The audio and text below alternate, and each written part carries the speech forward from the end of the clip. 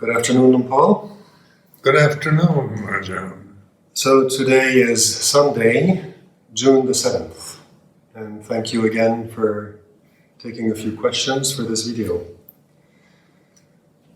So the first question today is just with the background of what everybody's reading in the news these days with all these protests going on. Do you have any reflections around that, Paul?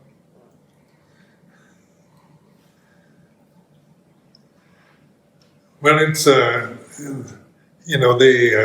situation of the planet. There's so many kind of frightening conditions that are broadcasted through the media, through the internet. And this is worldwide, so the reaction is not just confined to one specific area or one country or even one continent. But the protests that are taking place, have become international. About an incident that took place in Minnesota, in the United States, and people wonder why would people in European countries or other areas be that concerned. But this is an interesting time where the mass media is bringing together the population of the world. We're no longer seeing each other as totally separate countries in the way that we did before. Nationalism is very specific. My nation, and you define yourself according to your nationality, your race, your gender. All these are identities that are programmed into us. They're not natural phenomena. You're not born with a sense of nationality or race or gender, but these perceptions, these concepts, are given to us when we're growing up. That you are a girl, a boy, black or white, American or Brazilian or whatever, and then you're conditioned to see things through the particular conditions of the time. Like I grew up during the Second World War, where the whole aim was very righteous war in terms of the American attitude, and the propaganda was very, kind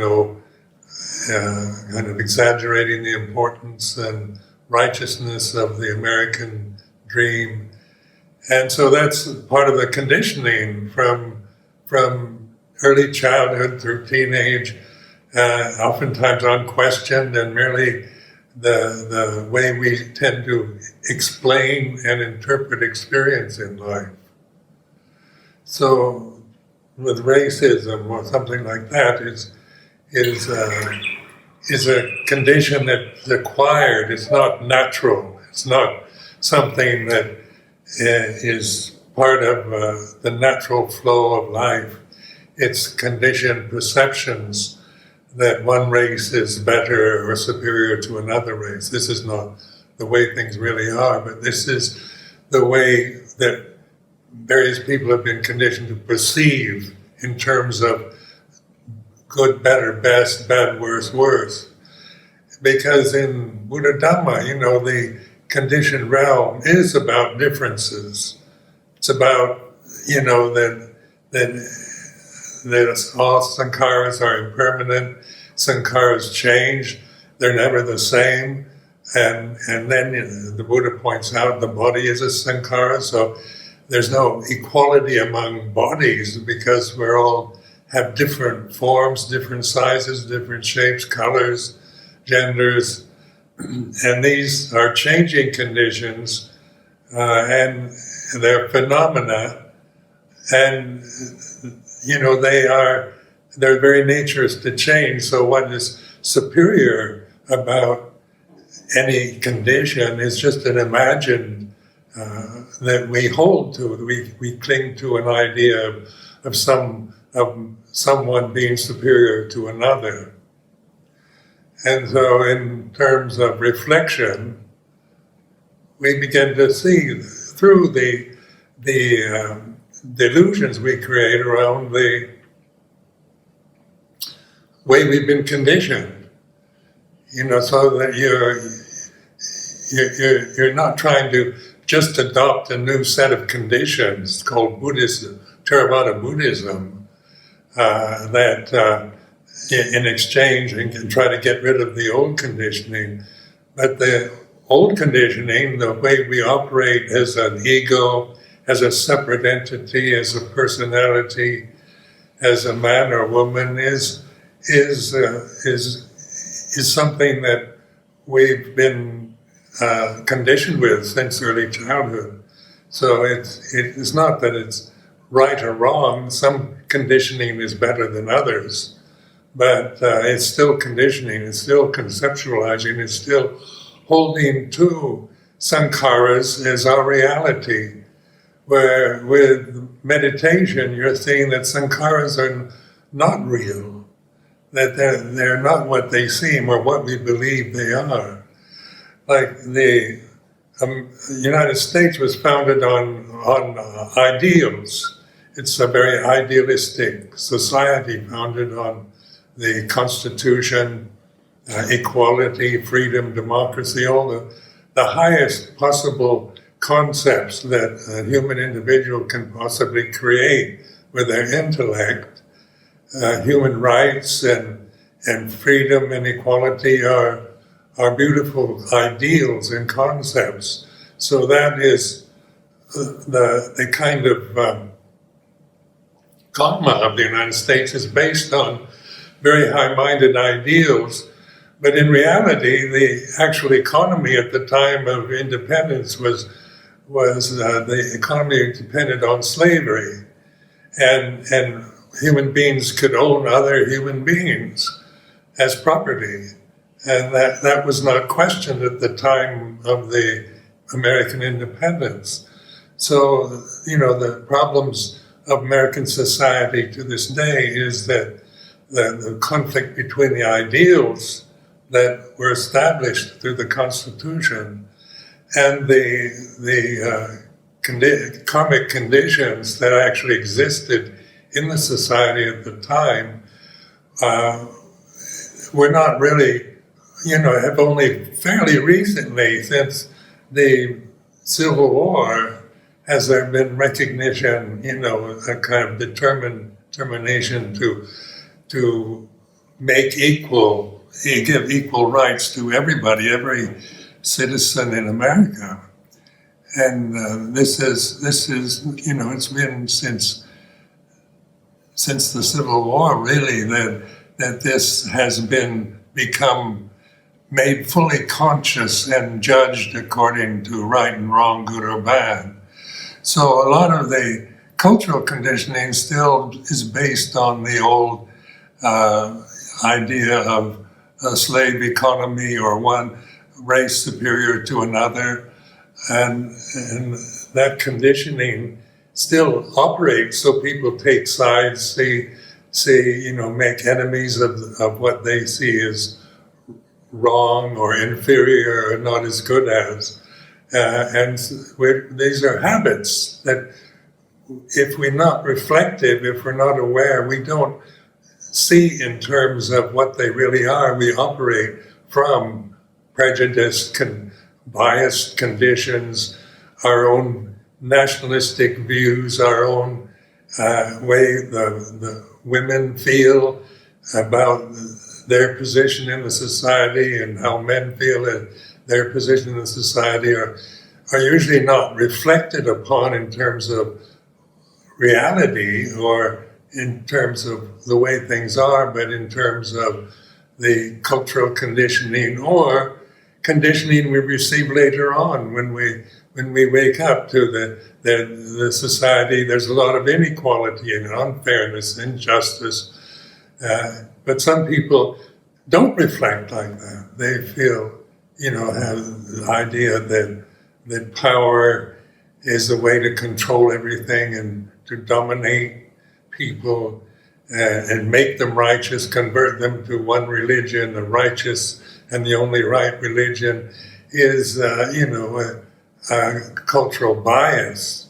It's a biased attitude that is easily believed in because it's based on what we believe is right. And right, then, the clinging to righteousness creates an enemy where what we perceive as wrong or not the same as or unequal. Where with wisdom we see that in terms of equality, all conditions have the same characteristics, whether it's physical, mental, emotional, perceptual, sensual, whether it's nationalism or internationalism or globalism, liberal or conservative, our views about femininity, masculinity, we have certain righteous views coming from ideals we have of what should be and what shouldn't be.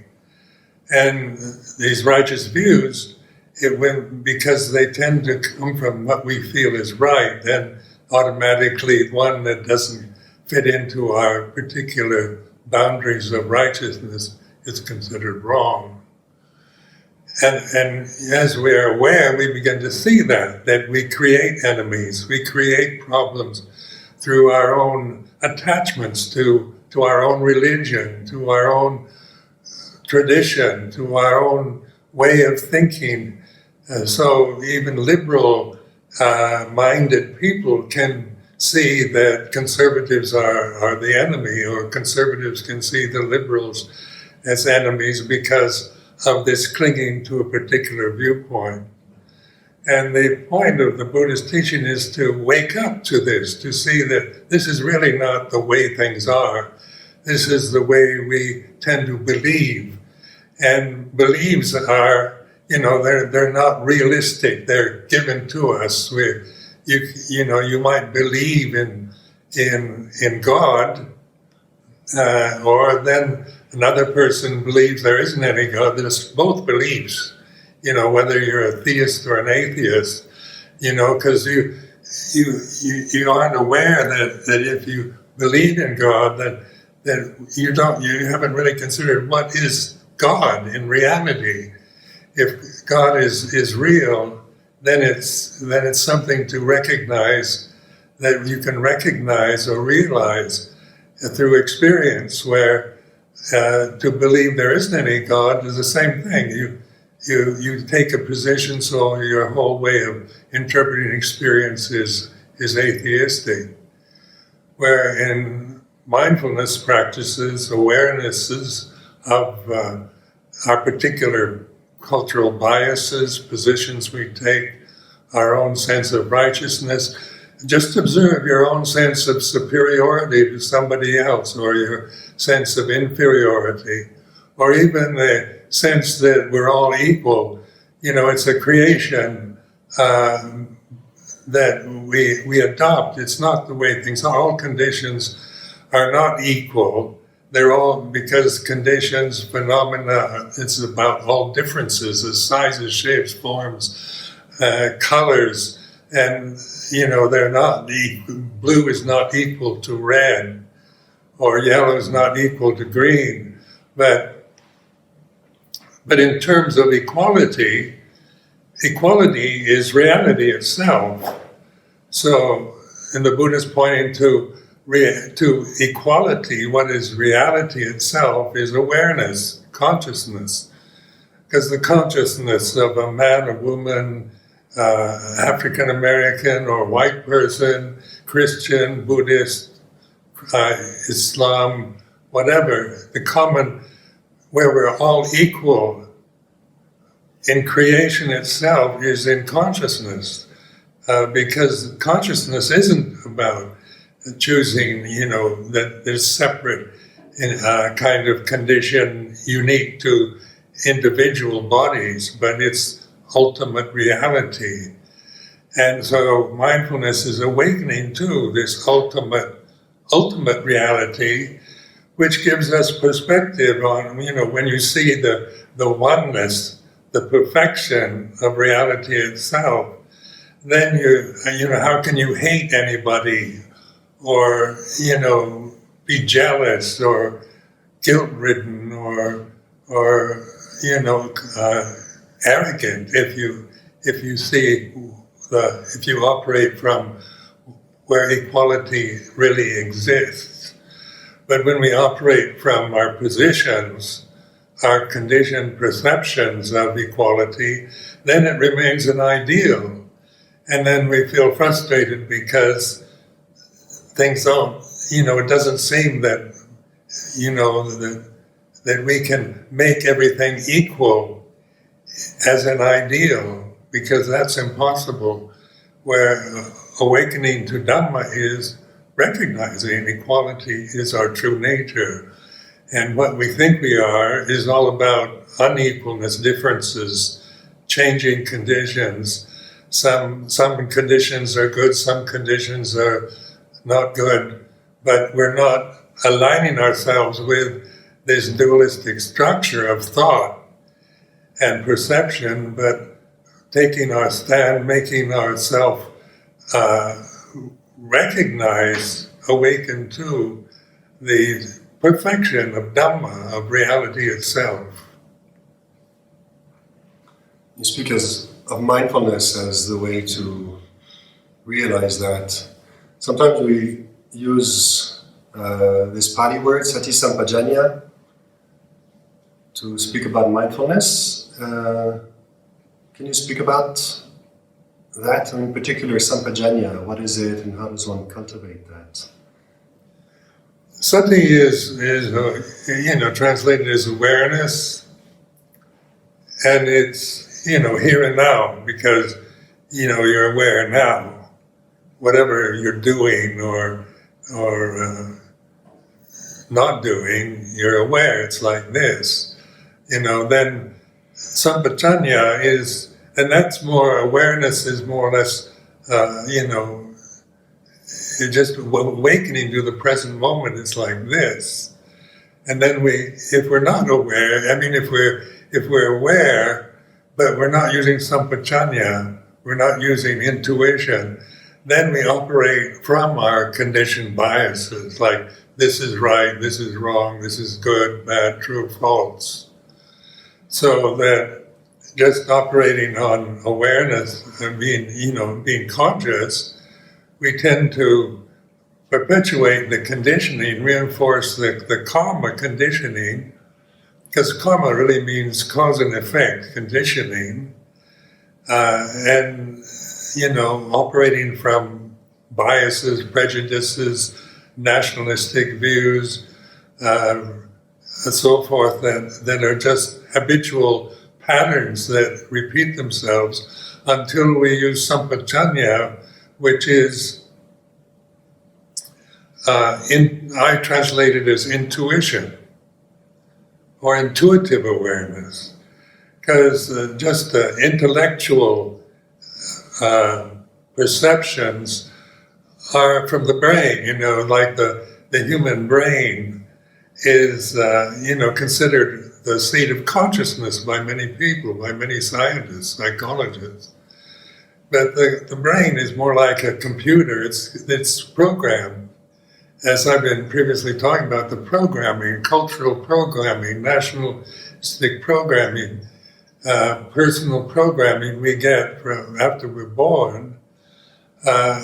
That's about what good little girls are and bad little girls. It's about who, right and wrong, what's good behavior, it's about morality, it's about ethics, it's about social values, so on that level, the social values differ from one society to another. What is considered refined in Thailand is not considered important in other places. So this is cultural conditioning. But sampajanya as intuition is more on the heart level, then it's not from the head, the judging conditions, nothing's judging situations in terms of right and wrong, good or bad, but being aware it's like this, so intuition is awareness that includes everything. It's not judgmental. It's not about right and wrong anymore. It's not about how things should or shouldn't be, but it's the way it is. It's like this. So it's when we use sampajanya in our lives, we begin to, we stop criticizing. We see the suffering we create through just attachment to views of right and wrong, good and bad. And as we let go, then we see we have this intuition that our views, our particular righteous positions, our cultural conditioning, all conditioned phenomena is impermanent and not self, is really not what one is. So wisdom comes from sampajanya, sati sampajanya together. They bring us to the reality of here and now, the timeless reality that we're experiencing all the time, because life is nothing but the experience of here and now. You're not going to experience tomorrow now. You're experiencing existence now. You're experiencing consciousness now, and here and now. So it's not about the place, but the fact that here is wherever one is, and now is the way it is right now, not perceiving tomorrow or the past. So it's establishing this standard, this natural wisdom that is available to all of us. That is not something that is impossible or you can't do, but it's just awakening to the reality of things that through sampajanya we began to have the insights, not just intellectual positions about equality or freedom or democracy, but we understand what all our conditioned activities are, and when we're not judging them, we've established ourselves in sila, to do good, refrain from doing bad.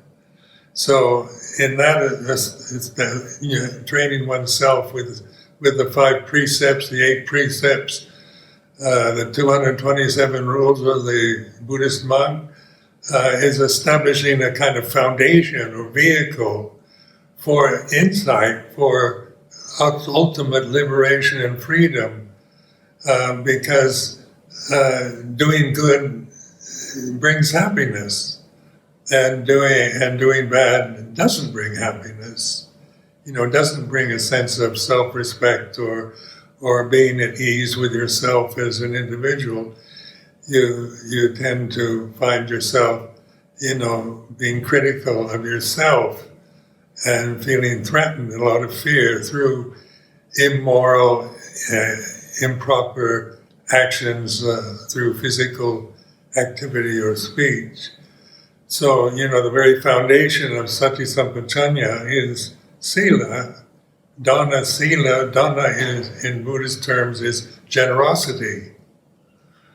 So, we're not just thinking of ourselves, of what I can get out of this, but we're also generous. We share what we have, what we're able to share with others, is developing a foundation with dana and sila, generosity and morality. There's a foundation for this insight into ultimate freedom, true happiness, and it's through Sati Sampajanya, you can't do it just through the intellect, just through idealizing or, holding to ideals of what should be, because ideals themselves are conditions, they're not ultimate reality. Someone asked if you could say something about right speech. Yes, right speech. It's an interesting time because when I was a graduate student at University of California in 1962, 63, they had the freedom of speech movement.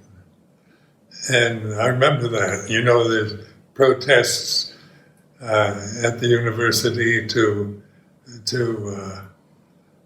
be able to use any speech, to say anything you think, or use four-letter words in public, because it's freedom of speech. And so there was this in the freedom of speech is another ideal. And what do you mean by freedom of speech? This is a question now of public addressing to political correctness. It seems to be, a contrast to the idea of freedom of speech, because if you take freedom of speech to its ultimate, you can say anything you happen to be thinking in the moment, whether it makes sense or it's nonsense or true or false, whether it's useful or harmful. It's my right to say what I think in public is taking the perception of freedom of speech to absurdity. It's absurd because, there's such a thing as right speech rather than freedom of speech. And I've often thought, being a monk for so many years, of the joy I find in all the things I never said, but had thought during these years as a Buddhist monk. Because you're aware, some people have no control over their speech, where they think whatever arises in their mind and just blurt it out. With political correctness, we're trying to not use speech to offend people. So that's one check on it, on this idea of I can say anything I want. But remember, freedom of speech is an ideal that is created by human beings.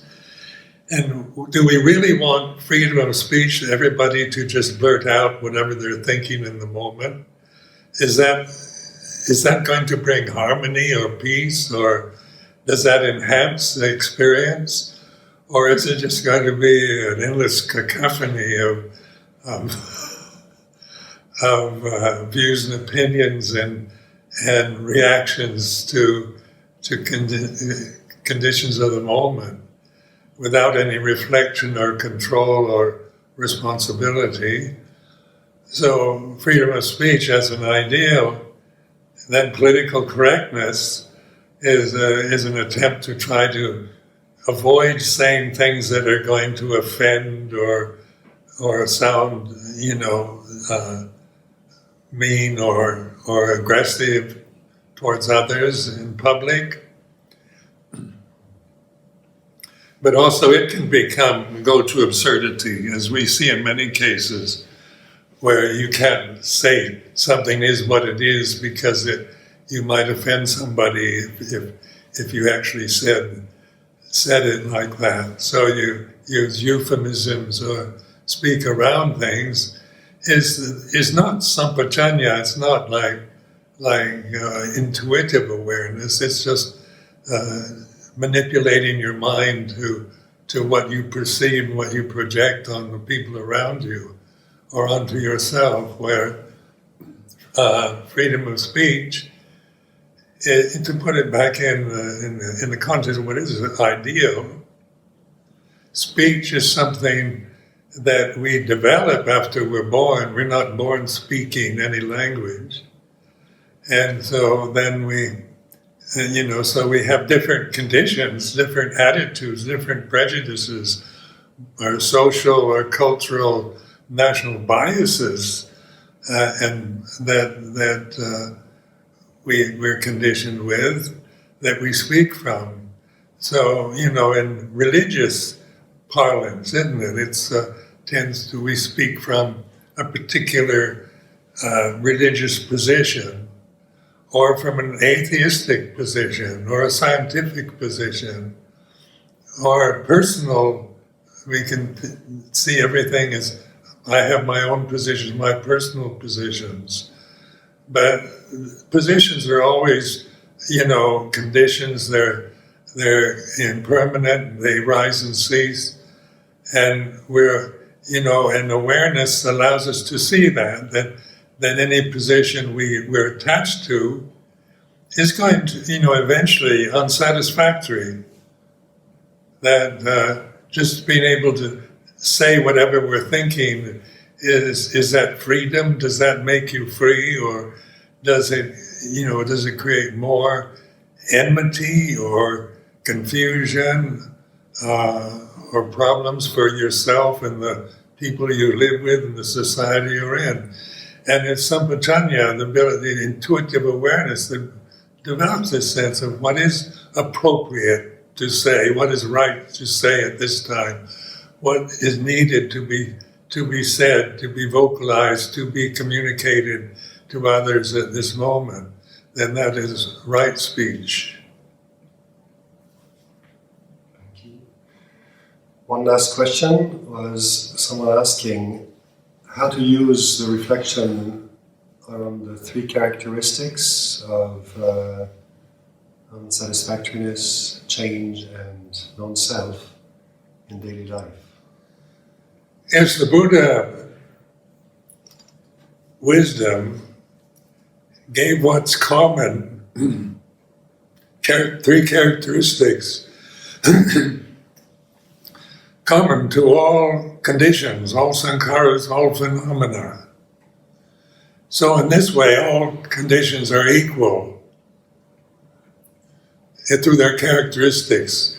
All conditions are impermanent, they're unsatisfactory, and they're non-personal, they're not self.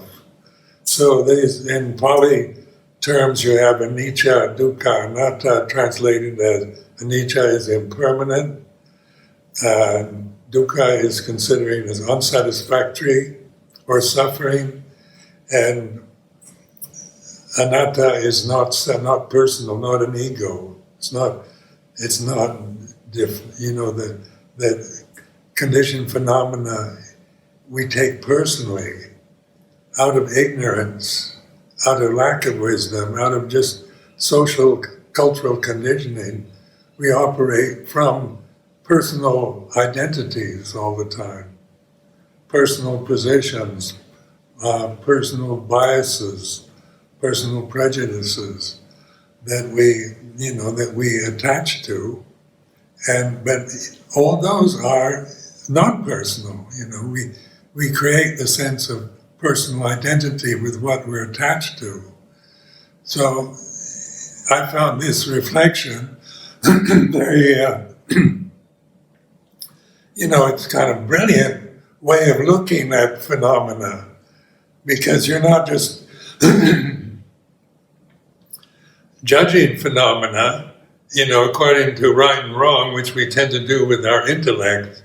What is good, what is bad, what is acceptable, what is unacceptable. That's the intellect operating, that's the ego. The ego is based on right and wrong, good and bad, true and false. So but the ego, is conditioned. You're not born with an ego. A newborn baby doesn't have an ego. It has a form, it has a human form, and it's conscious. And it has instinctual survival mechanisms for communication. But it doesn't think of itself as a personality, as a boy or girl or black or white, as Thai or American. It doesn't. That's conditioned into us later on, after we're born. Where consciousness is natural, isn't it? Because it was not created. The baby doesn't create consciousness when it's born. It's born conscious. If it's not conscious, then it's stillborn. The body is born, but the consciousness is not operating through the form anymore. So, anicca dukkha anatta, or impermanence, just reflect on, your own experience of life, and what you see, hear, smell, taste, touch, think, feel, emotions, your beliefs, your prejudices, your loves and hates. They're not, they come and go, they change according to conditions. One of the common requests is, how do I get rid of anger? Like the idea that if you're really enlightened, you don't feel anger, you don't get angry.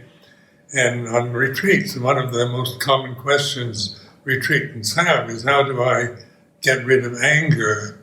And so anger is part of the package of being born in a mammalian form, in an animal's form. It's common to all creatures, mammalian creatures, because it's, there's a lot to, when you identify only in terms of instinct and survival and form, then there is a lot to be angry about, because life isn't going to bend, to protect you as an individual ego for a lifetime. That there are going to be times where anger arises, greed arises, lust arises, confusion, resentment, jealousy, fear. These are all part of what we call the samsara, the cycles of samsara, or the cycles of conditioned phenomena, which are all impermanent. So when we reflect on what we see, like the eyes that we see with are impermanent. When the body's dead, the eyes decay. They have no kind of consciousness of their own, but consciousness can operate through seeing, through hearing, smelling, tasting, touching, thinking, and but once the body has died, then consciousness doesn't operate. The sense organs decay, so they're impermanent. Yet we strongly identify personally with sight, with sound, with smell. We have strong views of, what is taste, what is delicious, what isn't, what's harmonious and beautiful in terms of sound, and what is cacophonous, what is ugly, what is beautiful. These are all determined through conditioning, through the intellect, through comparing one thing with another. But in mindfulness practices, meditation, we're observing that everything we see, hear, smell, taste, touch, think, the bodies that we identify with, they're all impermanent. That's their nature, is to change. Once you're born, you just grow old.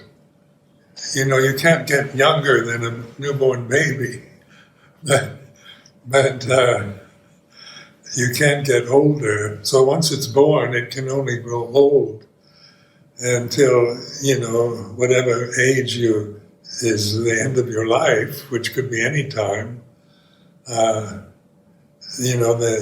movement of birth is towards death. So, there's a joke amongst Buddhist monks that we're all born with a terminal illness,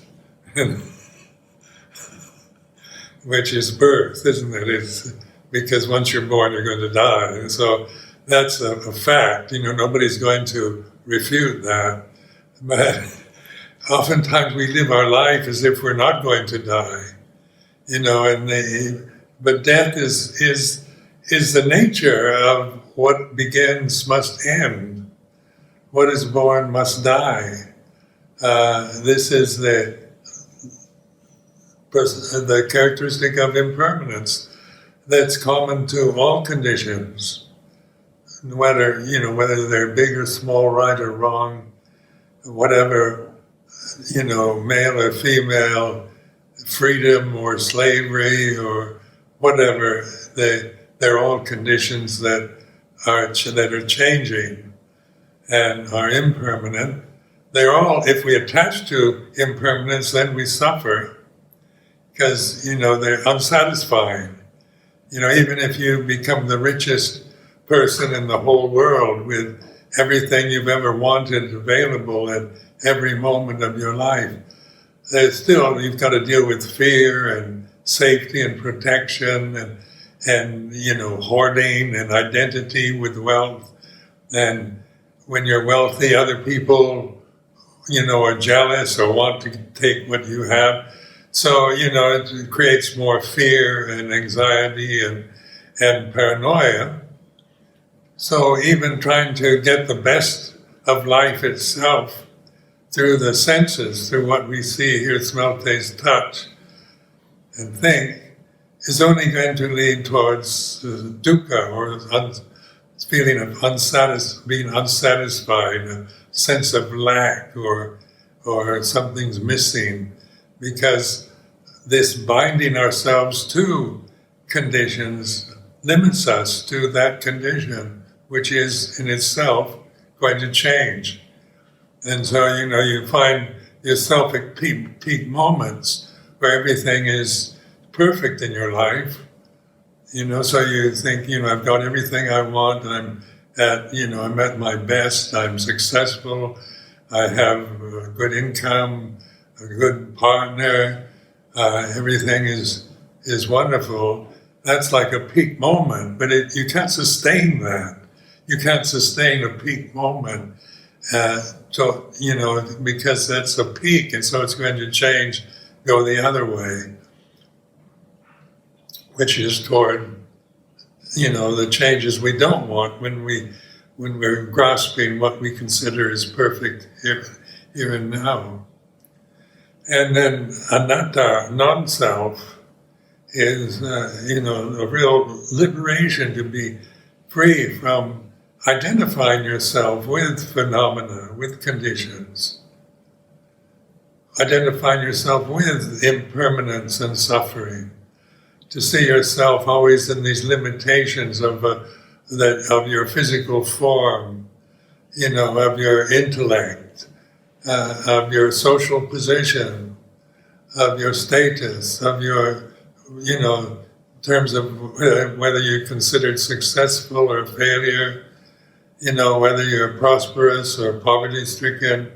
To always identify with these positions is suffering. It's impermanent, and it's not a self. It's just an imagined self when we identify with poverty, with success, with prosperity, with political preferences, with gender, with nationality, and so the reflective ability in Buddha Dhamma practice is to see, we've given these three characteristics to reflect upon again and again, so that, because we need to remind ourselves, because the default position is usually to revert back to conditioned habits, because that's what we're used to.